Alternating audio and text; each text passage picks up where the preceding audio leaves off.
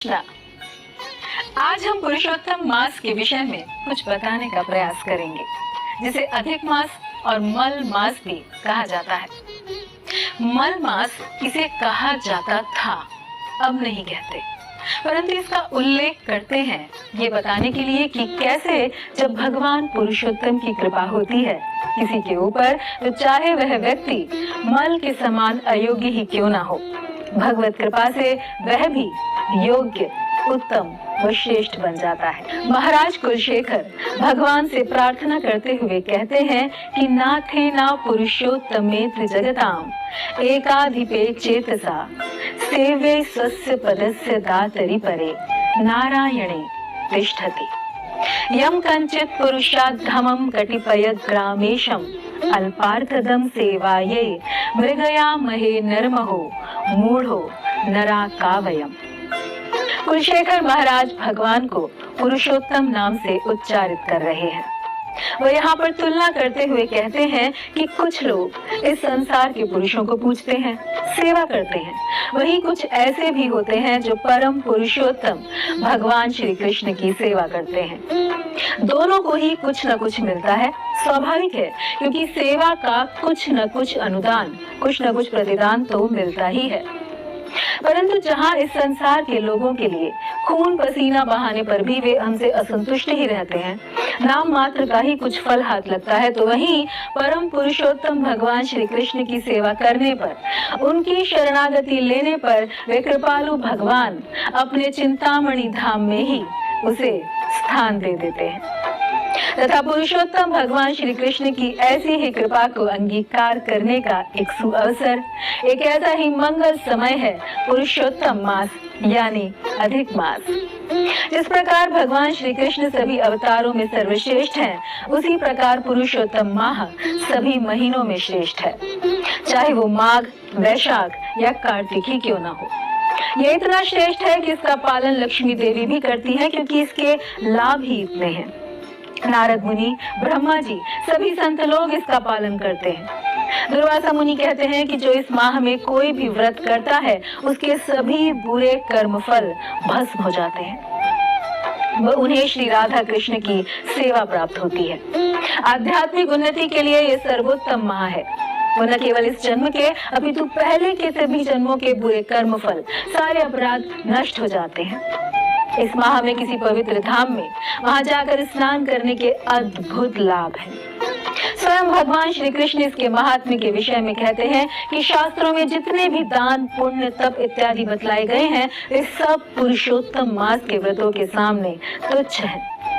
वाल्मीकि मुनि इस बारे में कहते हैं कि पुरुषोत्तम मास के व्रत का लाभ 100 अश्वमेध यज्ञ करने से भी ज्यादा श्रेष्ठ है। इस माह की महिमा चतुष्क कुमारों ने गाई, दुर्वासा मुनि ने कही, वाल्मीकि जी ने गाई, नारद जी ने नर नारायण ऋषि से इसे सुना व नैमिषारण्य में सूत गोस्वामी इसकी महिमा सभी ऋषि मुनियों को सुनाते हैं। और स्वयं भगवान श्री कृष्ण ने भी इस मास की महिमा कही है। इस माह की महिमा इतनी है कि कुछ अंतराल में, छोटे से अंतराल में इसका वर्णन करना संभव नहीं, इसलिए आगे बढ़ते हैं और कुछ प्रश्नों के आधार पर इसे जानने का प्रयास करते हैं। पहला प्रश्न कि अधिक मास क्या है, तो उत्तर ये है कि काल गणना दो तरह से की जाती है। एक होता है चंद्र की गति से, जो चंद्र काल गणना है, और दूसरा होता है सूर्य की गति से, जो कहलाता है सूर्य काल गणना। चंद्र काल गणना में वर्ष की अवधि होती है 354 दिन और सूर्य काल गणना के अनुसार एक वर्ष होता है 365 दिन का। हर साल में ये अंतर हो जाता है 11 दिन का, जो 3 साल में 33 दिन का हो जाता है। और इसी अंतर को पाटने के लिए हर 3 साल में एक चंद्र मास अस्तित्व में आता है, जिसे अतिरिक्त होने के कारण अधिक मास का नाम दिया गया है। दूसरा प्रश्न ये कि ये कब आता है, तो गणना करने वाले बताते हैं कि ये 2 साल 4 महीने, 2 साल 9 महीने, 2 साल 10 महीने और 2 साल 11 महीने के अंतराल पर आता है, और इसी तरह से ये चक्र चलता रहता है। तीसरा प्रश्न कि इसको मल मास क्यों कहा जाता था और कैसे इसे पुरुषोत्तम मास कहा जाने लगा, तो कथा कुछ ऐसी है कि साधारणतया सूर्य प्रत्येक मास में एक अलग राशि में प्रवेश करते हैं। और सूर्य के उस राशि में प्रवेश करने पर उस माह में कोई भी शुभ या पवित्र कार्य करने के लिए निकलते हैं मुहूर्त। और उस माह का एक देवता भी होता है। परंतु इस अधिक मास में सूर्य किसी राशि में प्रवेश नहीं करते, और क्योंकि सूर्य किसी राशि में प्रवेश नहीं करते तो कोई भी शुभ या पवित्र कार्य करने के मुहूर्त भी नहीं निकलते। तो इस माह में किसी भी प्रकार का शुभ या नवीन कार्य वर्जित है, नहीं हो सकता। जैसे शादी, बच्चे का मुंडन, जनेऊ संस्कार, नया घर या नई गाड़ी खरीदना, वास्तु पूजन इत्यादि। और ये सब होने पर इस अधिक मास को किसी भी देवता ने नहीं अपनाया, और किसी भी शुभ कार्य का मुहूर्त ना होने के कारण सभी देवताओं ने, पंडितों ने, ब्राह्मणों ने इसे त्याग दिया, इसका अपमान किया और तिरस्कार किया, और यहाँ तक कि इसे मल मास की संज्ञा दी। तो इस मास की जो देवी थी वे अत्यंत दुखी और उदास रहने लगी। सभी के तानों और भर्त्सनाओं से दुखी होकर रोते हुए विष्णु जी के पास पहुंची और अपना दुखड़ा रोया। तो विष्णु जी उन्हें लेकर गोलोक धाम गए, और भगवान श्री कृष्ण जो वहां पर गोपियों के साथ उपस्थित थे, उनके समक्ष उस अधिक मास की देवी को प्रस्तुत किया और सारा वृत्तांत कह सुनाया। तब भगवान कृष्ण ने कहा कि अच्छा किया जो आप इन्हें यहाँ ले आए, और कहा कि तुम्हें कोई नहीं अपनाना चाहता तो कोई बात नहीं, आज के बाद तुम्हें कोई अपना भी नहीं सकेगा, क्योंकि मैं तुम्हें स्वीकार करता हूँ। आज से मैं तुम्हारा स्वामी हूँ, मैं अपने सभी गुण और वरदान देने की शक्ति तुम्हें देता हूँ। और यहाँ तक कि भगवान ने अपना नाम पुरुषोत्तम भी उसे दे दिया, और कहा कि आज से तुम पुरुषोत्तम मास के नाम से जानी जाओगी। जो भी लोग इस माह में व्रत, पूजन, तपस्या इत्यादि करेंगे, उन सभी को वरदान देने की शक्ति जितनी मुझ में है उतनी ही तुम में भी होगी। और जिसने भी तुमको ठुकराया है, तुम्हारी निंदा की है, वे सभी तुम्हारे चरणों में आकर बैठेंगे, और सभी तुम्हारी महिमा को जानकर मेरी भक्ति में आगे बढ़ने के लिए जो शक्ति चाहिए वो तुमसे प्राप्त करेंगे। और इस प्रकार भगवान ने उसे वरदान देकर माला माल कर दिया, और इस तरह उसका नाम पड़ा पुरुषोत्तम मास। तथा कुछ आचार्य इसे मल मास व अधिक मास कहने के विषय में इसका सांकेतिक अर्थ भी बताते हैं कि अपने हृदय के मल को स्वच्छ करने का, पाप को धोने का जो सर्वोत्तम समय है वो है अधिक मास, इसीलिए इसे मल मास कहते हैं। वह अधिक मास कहने के बारे में ये मत है कि सबसे अधिक वरदान देने की शक्ति यदि किसी में है तो वह है पुरुषोत्तम माह, इसलिए इसे अधिक मास कहते हैं।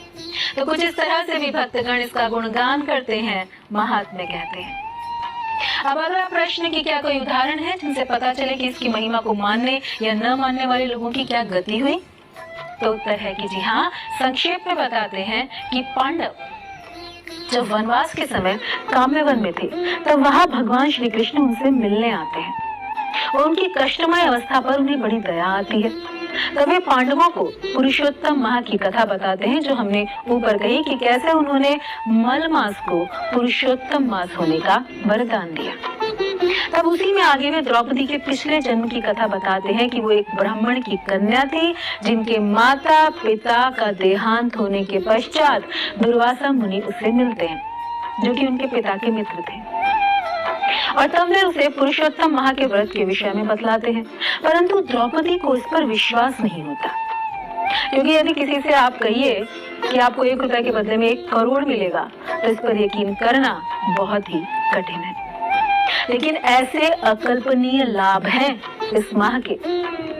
तब अविश्वास और अश्रद्धा के फलस्वरूप द्रौपदी के सारे पुण्य फल क्षीण हो जाते हैं, उनका तेज समाप्त हो जाता है, जिससे वे दुखी होती हैं। पश्चात वे शंकर जी की तपस्या करके वरदान प्राप्त करती हैं, अगले जन्म में द्रौपदी बनती हैं। तब भगवान श्री कृष्ण पांडवों से कहते हैं कि आपने इतना अधिक संघर्ष किया, आपका इतना अपमान हुआ, आपको विष देकर जलाकर मारने की साजिश की गई, युवराज की तरह महलों में रहने के स्थान पर आप सभी झोपड़ी में रह रहे हैं, नंगे पांव चल रहे हैं, पैरों में कांटे चुभ रहे हैं। तो अब इससे यदि छुटकारा पाना है तो आने वाले पुरुषोत्तम मास का व्रत करो, जिससे पुनः आप अपने गौरव और ऐश्वर्य को प्राप्त करोगे, मेरी भक्ति पाओगे और मेरे धाम को भी। इस तरह भगवान उन्हें पुरुषोत्तम माह की महिमा बतलाते हैं। और फिर आने वाले पुरुषोत्तम माह में सभी पांडव द्रौपदी सहित व्रत करते हैं, प्रेम से भगवान श्री कृष्ण की आराधना व अर्चना करते हैं। इसके परिणाम स्वरूप आगे चलकर, जैसे कि हम सभी जानते हैं, युद्ध हुआ जिसमें पांडव विजयी हुए, धरती के सम्राट हुए, भगवान की शुद्ध भक्ति को पाए और पश्चात भगवान के धाम को गए। और ये महिमा स्वयं भगवान कह रहे हैं, किसी और से नहीं कहलवाए बल्कि खुद कह रहे हैं। किसी दूत से, किसी मंत्री से, किसी देवता या अन्य किसी से नहीं कहलवाया भगवान ने, अपितु स्वयं कहा इसकी महिमा को, हमें समझाने के लिए कि कितना अधिक महत्व है, कितनी महिमा है इस माह की। जैसे भगवत गीता, भागवतम में उद्धव गीता, क्योंकि जो जो अत्यंत महत्वपूर्ण है उसका उपदेश स्वयं भगवान देते हैं। और इसी तरह पुरुषोत्तम माह के व्रत के विषय में भी भगवान कह रहे हैं, इतना महत्व है इस माह का। अब अंतिम प्रश्न ये कि कौन सा व्रत करें, तो सबसे पहले तो व्रत वह होता है जब व्यक्ति स्वेच्छा से भगवान की प्रसन्नता के लिए प्रेम पूर्वक श्रद्धा से कुछ कष्ट उठाता है, जबरदस्ती नहीं, क्योंकि फिर हमारा सारा ध्यान उस कष्ट पर ही रहता है, भक्ति में नहीं। और पुरुषोत्तम माह के कुछ संकल्प इस प्रकार हैं, जैसे ब्रह्मचर्य का पालन, ब्रह्म मुहूर्त में उठना, किसी की निंदा नहीं करना, झूठ नहीं बोलना, ब्राह्मणों की, शास्त्रों की, भक्तों की किसी की निंदा नहीं करनी चाहिए, शास्त्र पढ़ने चाहिए, विशेषतः श्रीमद् भागवतम, उसमें भी दशम स्कंद का 14वां अध्याय जिसे ब्रह्म स्तुति कहते हैं वो पढ़ना चाहिए। भगवत गीता के 15वें अध्याय को, जिसमें कुल 20 श्लोक हैं, उसका पठन अच्छा है, जिसका नाम ही है पुरुषोत्तम योग। दान का बहुत महत्व है, जिसमें धन, वस्त्र, सोना, चांदी, गाय, धन, धान्य, यानी किसी योग्य ब्राह्मण को दान करना चाहिए, उन्हें भोजन कराना चाहिए। उपवास कर सकते हैं, उपवास अपने शरीर की अवस्था के अनुसार रखें, लेकिन ये व्यक्तिगत निर्भरता है। कोई एक दिन अन्न खाता है, एक दिन फलाहार रखता है, कोई एक टाइम पर अन्न खाता है, दूसरे टाइम पर फलाहार रखता है, क्योंकि उपवास का अर्थ केवल अन्न का त्याग नहीं है। उपवास का अर्थ है भगवान के अधिक पास रहना, उनका स्मरण, चिंतन करना।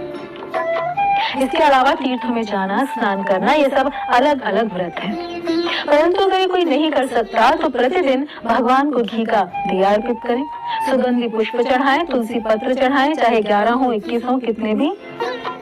भगवान के मंदिर यदि जा पाए तो मंदिर की 4 प्रदक्षिणा करें, तुलसी जी की 4 प्रदक्षिणा करें, तुलसी जी का पूजन करें, भगवान के आनंद के लिए कीर्तन करें, झूठ ना बोलें, भगवान को देखकर, वैष्णवों को देखकर दंडवत जरूर करें। ये सभी करने अनिवार्य नहीं, जितना कर पाए 1 या 2 या 3 या 5 अपनी श्रद्धा और सामर्थ्य के अनुसार पूरी सतर्कता के साथ करें। परंतु अगर ये भी ना हो सके तो कम से कम भगवान के नामों का जप करें, श्रीमद् भागवतम का श्रवण करें और किसी की निंदा ना करें। ऐसा करने से ये पुरुषोत्तम मास आपके लिए अवश्य फलित होगा और भगवान की कृपा आप पर अवश्य ही बरसेगी।